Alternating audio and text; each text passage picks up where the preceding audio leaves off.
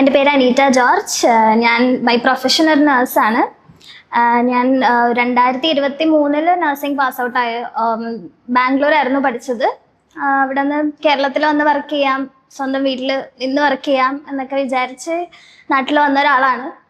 ഒരു വർഷം ഞാനിവിടെ കൊച്ചിയിൽ തന്നെ വർക്ക് ചെയ്തു, വീട്ടിൽ നിന്ന് വന്നു പോയി, അങ്ങനെയായിരുന്നു. അപ്പോഴാണ് എൻ്റെ ഒരു ഫ്രണ്ട്, പുള്ളിക്കാരി നഴ്സിംഗ് കഴിഞ്ഞിട്ട്, നഴ്സിംഗ് കഴിഞ്ഞിട്ട് ജർമ്മൻ പഠിക്കാൻ വേണ്ടി സ്റ്റാർട്ട് ചെയ്തു. പുള്ളിക്കാരി ഭയങ്കര എന്തൂസിയാസ്റ്റ് ആണ്. ഒരു പുതിയ ഒരു ലാംഗ്വേജ് പഠിക്കാൻ ഭയങ്കര ഇതാണ്. അപ്പം അങ്ങനെയാണ് പുള്ളിക്കാരി അത് പഠിച്ചത്.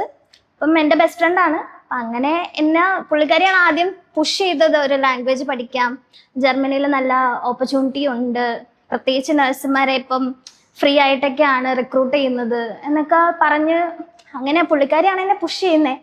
ബട്ട് എനിക്ക് പേഴ്സണലി ഒരു ലാംഗ്വേജ് പഠിക്കാനായിട്ട് അത്ര വലിയ ആപ്റ്റിറ്റ്യൂഡ് ഇല്ലാത്ത ആളാണ്, കോൺഫിഡൻസും ഇല്ല. ബാംഗ്ലൂർ ആയിരുന്നപ്പോഴാണെന്നുണ്ടെങ്കിലും കന്നഡയൊക്കെ ഭയങ്കര സ്ലോ ആയിട്ട് ലേൺ ചെയ്യുന്ന ഒരാളായിരുന്നു. അപ്പോൾ ഭയങ്കര ടെൻഷനോടെയാണ് ഞാൻ തിങ്ക് ചെയ്തത് ഇങ്ങനെ ജർമ്മൻ്റെ കാര്യം. പിന്നെ വർക്കിംഗ് ആയിരുന്നു. അപ്പം എൻ്റെ പ്രയോറിറ്റി ആ സമയം എക്സ്പീരിയൻസ് നേടുക, ഒരു 2 years എക്സ്പീരിയൻസ് ഒക്കെ കിട്ടി. OET ആയിരുന്നു പ്രിഫറൻസ്. പക്ഷേ വന്നപ്പോൾ OETക്ക് ഇപ്പോൾ വലിയ ഡിമാൻഡ് ഇല്ല, ഇൻ്റർവ്യൂസ് കുറവാണ്, UK ഒക്കെ ഇൻ്റർവ്യൂസ് എടുക്കുന്നില്ല. അങ്ങനെയൊക്കെ കേട്ടപ്പോൾ ജർമ്മനിയെക്കുറിച്ച് കുറച്ചുകൂടെ അന്വേഷിക്കാൻ തുടങ്ങി. അങ്ങനെ അന്വേഷിച്ച് വന്നപ്പം നല്ല ഓപ്പർച്യൂണിറ്റീസ് ജർമ്മനിയിലുണ്ട്, പ്രത്യേകിച്ച് നഴ്സസിനുണ്ട് എന്നൊക്കെ അറിഞ്ഞപ്പോൾ ഞാനും പതുക്കെ ജർമ്മൻ ചൂസ് ചെയ്യാമെന്നുള്ളൊരു മൈൻഡിലെത്തി. പക്ഷെ ആ സമയം എനിക്ക് ഒരു റിസ്ക് എലമെൻ്റ് ആയിട്ടുണ്ടായിരുന്നത് ജോബ് ക്വിറ്റ് ചെയ്യുക, പഠിക്കുക എന്നൊരു സംഭവമായിരുന്നു. അത് ഭയങ്കര റിസ്ക് ആയിട്ടാണ് ഞാൻ വിചാരിച്ചുകൊണ്ടിരുന്നത്. കാരണം വർക്ക് ചെയ്യുന്ന ഒരാൾക്ക് അറിയാം, ഒരു ജോബ് ക്വിറ്റ് ചെയ്ത് പഠിക്കുക എന്ന് പറയുമ്പോഴത്തേക്കും ഭയങ്കര ഇതാണ്. അപ്പം ഞാനും അങ്ങനെ തിങ്ക് ചെയ്തു. പക്ഷേ ഒന്ന് പോസ് ചെയ്ത് വെച്ചു, വേണ്ട എന്നൊക്കെ വിചാരിച്ചു. പിന്നെയും ബെറ്റർ ഓപ്പർച്യൂണിറ്റി ആണ് എന്നൊക്കെ വിചാരിച്ച് ഞാനും ജർമ്മൻ ചൂസ് ചെയ്തു. അങ്ങനെ റിസ്ക് എടുത്തിട്ടാണെങ്കിലും റെസിഗ്നേഷൻ ചെയ്തു. അപ്പം ഒരു ഓപ്ഷനായി വന്നത് എവിടെ പഠിക്കും, എങ്ങനെ പഠിക്കും, ഓഫ്ലൈൻ വേണോ ഓൺലൈൻ വേണോ എന്നൊരു കൺഫ്യൂഷൻ ഉണ്ടായിരുന്നു. അപ്പോൾ ഒരുപാട് പേരുടെ അടുത്തൊക്കെ ചോദിച്ചപ്പോൾ അവർ പറഞ്ഞു, പഠിക്കുകയാണ്, പുതിയ ലാംഗ്വേജ് ആണ് എന്നുണ്ടെങ്കിൽ ഉറപ്പായിട്ടും ഓഫ്ലൈൻ ചൂസ് ചെയ്താൽ മതി, അല്ലെങ്കിൽ പഠിക്കാൻ ഭയങ്കര ബുദ്ധിമുട്ടായിരിക്കും എന്നൊക്കെ പറഞ്ഞു. അങ്ങനെ ഒരുപാട് ആൾക്കാരായിട്ട് ബന്ധപ്പെടുകയും ഇപ്പോൾ സോഷ്യൽ മീഡിയ വഴിയും ഇൻസ്റ്റാഗ്രാം, ഫേസ്ബുക്ക് അങ്ങനെയൊക്കെ വഴി അന്വേഷിച്ചു. അങ്ങനെ റാൻഡമായിട്ട് ഒരു ദിവസം സ്ക്രോൾ ചെയ്തപ്പോൾ വന്നതാണ് ലാൻസ്റ്റ്യൂട്ട് എന്ന് പറഞ്ഞ പേര്. ആദ്യം തന്നെ എനിക്ക് ഇത് ഭയങ്കരമായിട്ട് എന്നെ ഫോക്കസ് ചെയ്യാൻ കാരണം ലാൻസ്റ്റ്യൂട്ടിൻ്റെ ഒരു എംബ്ലം ലൈക്ക് ഒരു ബേർഡാണല്ലോ, അതെന്താണ് എന്നറിയാനുള്ളൊരു ക്യൂരിയോസിറ്റി. സത്യം പറഞ്ഞാൽ ഇപ്പോഴും എനിക്കറിയില്ല എന്താണ് അതിൻ്റെ പുറകിൽ വന്ന സംഭവം എന്ന്. ആ ഒരു ക്യൂരിയോസിറ്റിയിലാണ് ഞാൻ അത് ബ്രൗസ് ചെയ്യാൻ തുടങ്ങിയത്. അങ്ങനെ ഒരുപാട് അന്വേഷിച്ചു, ഒരുപാട് ആൾക്കാരുടെ എക്സ്പീരിയൻസ് കേട്ടു. അങ്ങനെ ഞാൻ കോണ്ടാക്ട് ചെയ്തു. ഇപ്പം അർജുൻ എന്ന് പറഞ്ഞ ഒരു CRO ആയിരുന്നു ആദ്യമായിട്ട് എന്നെ കോണ്ടാക്ട് ചെയ്തത്. അപ്പോൾ അവർ വഴി സംസാരിച്ചു.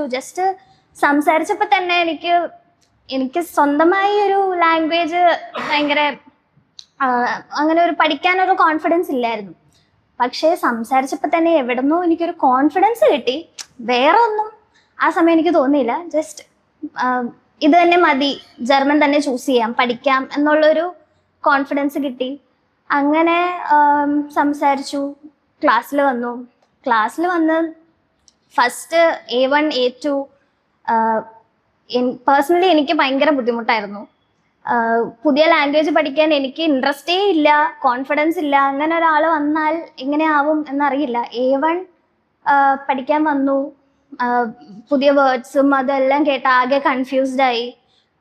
A2 മൊത്തത്തിൽ എനിക്ക് ഫ്ലോപ്പായി പോയി, ഒന്നും ശരിയാവുന്നുണ്ടായിരുന്നില്ല.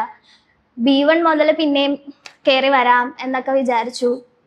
B1 ഞങ്ങൾക്ക് പുതിയൊരു മാം വന്നു.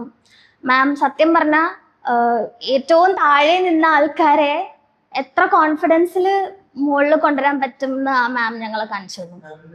മാമിൻ്റെ പേര് നിത. മാം സത്യം പറഞ്ഞാൽ പുള്ളിക്കാരി ഭയങ്കരമായിട്ട് ഹെൽപ്പ് ചെയ്തിട്ടുണ്ട്. അത്രയും A2 അത്രയും ബാഡ് പെർഫോമൻസ് എന്ന് തന്നെ പറയാം. അത്ര രീതിയിൽ നിന്ന ഒരാളെ അറ്റ്ലീസ്റ്റ് എന്തെങ്കിലും ഒരു ഇൻട്രൊഡക്ഷൻ എങ്കിലും പറയാൻ തരത്തിലുള്ളതാക്കി എടുക്കാമെങ്കിൽ മാം അത്രയും ഹാർഡ് വർക്ക് ചെയ്തിട്ടുണ്ട്. അപ്പം അങ്ങനെ B1 കഴിഞ്ഞു. B1 ചെയ്തുകൊണ്ടിരിക്കുന്ന സമയത്ത് ഒരുപാട് സ്പീക്കിങ്ങിന് ഒരുപാട് ഇമ്പോർട്ടൻസ് ഇവിടെ കൊടുക്കുന്നുണ്ടായിരുന്നു. നമ്മൾ ഗ്രാമാറ്റിക്കോ അങ്ങനെ കാര്യങ്ങൾ മാത്രമല്ല ഫോക്കസ് ചെയ്തുകൊണ്ടിരുന്നത്. മെയിനായിട്ട് സംസാരിക്കുക എന്താണെന്നുണ്ടെങ്കിലും ക്ലാരിഫൈ ചെയ്ത് സംസാരിക്കാൻ പറ്റുന്ന ഒരു രീതിയിൽ മാം ആക്കിയെടുത്തു. B2 ഇപ്പോൾ ഞാൻ എക്സാമിന് പ്രിപ്പയർ ചെയ്യാണ്. വിത്തിൻ 1 വീക്ക് ഞാൻ B2 എക്സാം എഴുതാൻ പോവാണ്. ടെൽക്കാണ് എഴുതുന്നത്. അപ്പോൾ ആ ഒരു സമയത്താണ് ഒരു അപ്രതീക്ഷിതമായിട്ട് ഞങ്ങളുടെ പ്രോസസ്സിങ്ങിൻ്റെ ഹെഡ് ജെനി മാം പുള്ളിക്കാരി ഒരു ഇൻ്റർവ്യൂ ഉണ്ട് എന്നൊക്കെ പറഞ്ഞു. ഒരു 1 മന്ത് ബിഫോറാണ് ഫസ്റ്റ് ഈ ഏജൻസിയുടെ സ്ക്രീനിങ് ഇൻ്റർവ്യൂ അറ്റൻഡ് ചെയ്തത്. അപ്പോൾ സ്ക്രീനിങ് നന്നായിട്ട് പോയി, അത് കിട്ടി. അത് കഴിഞ്ഞ് ജർമ്മൻ നേറ്റീവായിട്ട് ഒരു സ്പീക്കിംഗ് സെഷൻ ഉണ്ടായിരുന്നു. ഞങ്ങൾക്ക് ബെറ്ററായിട്ട് സംസാരിക്കാം, അല്ലെങ്കിൽ റിക്രൂട്ടർ ഇൻ്റർവ്യൂവിൽ എന്തൊക്കെ പറയാൻ പാടില്ല, അങ്ങനെ രീതിയിലുള്ള കുറച്ച് കാര്യങ്ങളൊക്കെ ഈ ഏജൻസിയുടെ നേറ്റീവ് പറഞ്ഞു തന്നു. അപ്പം നേറ്റീവിൻ്റെ ആയിട്ടുള്ള സ്പീക്കിംഗ് സെഷനും നല്ല രീതിയിൽ പോയി. ഒരു 2 days മുമ്പാണ് നമ്മുടെ എംപ്ലോയർ ഇൻ്റർവ്യൂ അറ്റൻഡ് ചെയ്തത്. അത് നല്ലതായിരുന്നു. ഈ ഏജൻസിയുടെ ആൾക്കാരും എല്ലാവരും ഇൻ്റർവ്യൂവിലുണ്ടായിരുന്നു. അത് ഗോഡ്സ് ഗ്രേസ് കിട്ടി. നല്ല ഹോസ്പിറ്റലാണ്. ഇപ്പോൾ എക്സാമിനും കൂടെ കിട്ടിക്കഴിഞ്ഞാൽ ഓക്കെയാണ്, പോവാം എന്നുള്ള രീതിയിലായി. B1 കഴിഞ്ഞ ശേഷമായിരുന്നു ഇൻ്റർവ്യൂ പ്രിപ്പറേഷൻ സത്യം പറഞ്ഞാൽ നമ്മൾ ഫോക്കസ് ചെയ്ത് തുടങ്ങിക്കൊണ്ടിരുന്നേ. അപ്പോൾ ഒരു ദിവസം മൊത്തത്തിൽ ഒരുപാട് ഇൻ്റർവ്യൂസിൻ്റെ വീഡിയോസ് കാണിച്ചു. ഇവിടെ തന്നെ നടന്ന ഒരുപാട് ഇൻ്റർവ്യൂസിൻ്റെ, അതിപ്പം നേറ്റീവേഴ്സിൻ്റെ ആണെങ്കിലും ഇവിടെയുള്ള ഏജൻസി ഇൻ്റർവ്യൂസ് ആണെന്നുണ്ടെങ്കിലും അതിൻ്റെയൊക്കെ വീഡിയോ റെക്കോർഡഡ് വേർഷൻ ഞങ്ങളെ കാണിച്ചു തന്നിട്ടുണ്ടായിരുന്നു. അപ്പം നമുക്ക് ഏകദേശം ഒരു രൂപമുണ്ട് എങ്ങനെ ഉണ്ടാവും, അല്ലെങ്കിൽ ഏതൊക്കെ ക്വസ്റ്റ്യൻസ് അവർ ചോദിച്ചേക്കാം, അതിനെങ്ങനെ നമ്മൾ പ്രിപ്പയർ ചെയ്യണം, എങ്ങനെ പറയണം എന്നുള്ളതൊക്കെ ആ ഒരു വീഡിയോ റെക്കോർഡഡ് വേർഷൻ കണ്ടപ്പോൾ തന്നെ നമുക്ക് മനസ്സിലായി. അത് മാത്രമല്ലാതെ ഇവർ ഏത് ടൈപ്പ് ഓഫ് ക്വസ്റ്റ്യൻസ് ഇവർ ചോദിക്കാം. അതിപ്പം നഴ്സസും ഉണ്ടായിരുന്നു, ഹൗസ് ബിൽഡിങ്ങിന് പോകുന്ന ആൾക്കാരും ഞങ്ങളുടെ ബാച്ചിലുണ്ടായിരുന്നു. എനിക്ക് തോന്നുന്നു നഴ്സസിനേലും കൂടുതൽ ഹൗസ് ബിൽഡിംഗ് ആയിരുന്നു. പക്ഷെ ഞങ്ങൾക്ക് 2 പേർക്ക് സെപ്പറേറ്റ് ആയിട്ട് അവരെന്തൊക്കെ ചോദിക്കാം, എന്തൊക്കെ ടൈപ്പ് ഓഫ് ക്വസ്റ്റ്യൻസ് വരാം, അതിനെങ്ങനെ നമ്മൾ റിപ്ലൈ ചെയ്യണം എന്നുള്ള ടൈപ്പിലുള്ള ഒരു PDF അല്ലെങ്കിൽ അങ്ങനത്തെ ഒരു മെത്തേഡ് ഓഫ് പ്രിപ്പറേഷൻ ഞങ്ങൾക്ക് തന്നിട്ടുണ്ടായിരുന്നു. അതിനുശേഷമാണ് പതുക്കെ എംപ്ലോയേഴ്സിൻ്റെ ആണെങ്കിലും ഏജൻസീസ് ആയിരുന്നു ആദ്യം നമ്മുടെ ഇൻ്റർവ്യൂ സ്ക്രീനിങ് നടത്തിയത്. അതിനു മുമ്പ് ആൻസ്റ്റിറ്റ്യൂട്ടിൻ്റെ വഴി തന്നെ ഒരു സ്ക്രീനിങ് അവർ നടത്തിയിട്ടുണ്ടായിരുന്നു. ഏജൻസിക്കാരുടെ മുമ്പേ ഇവിടുത്തെ തന്നെ ഹെഡായിട്ടുള്ളൊരു മാം ഒരു സ്ക്രീനിങ് നടത്തിയായിരുന്നു.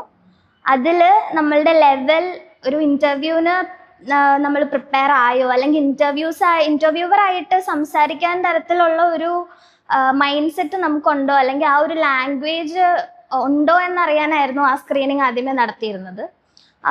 അതിൽ സംസാരിച്ചപ്പോഴാണെന്നുണ്ടെങ്കിലും ഒരു ഇൻ്റർവ്യൂ ആയിട്ട് നമുക്ക് തോന്നി. എന്നാലും കൂടുതലും നമ്മൾ എങ്ങനെ ബിഹേവ് ചെയ്യണം, ഒരു ഇൻ്റർവ്യൂവറിൻ്റെ അടുത്ത് എങ്ങനെ ബിഹേവ് ചെയ്യണം, ഇൻ്റർവ്യൂവിൽ എങ്ങനെ ആയിരിക്കണം സംസാരിക്കേണ്ടത്.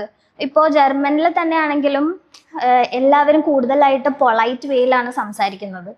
അപ്പോൾ ആ ഒരു രീതിയിൽ തന്നെ വേണം സംസാരിക്കാൻ എന്നൊക്കെ ആ മാമാണ് ഞങ്ങൾക്ക് പറഞ്ഞു തന്നത്.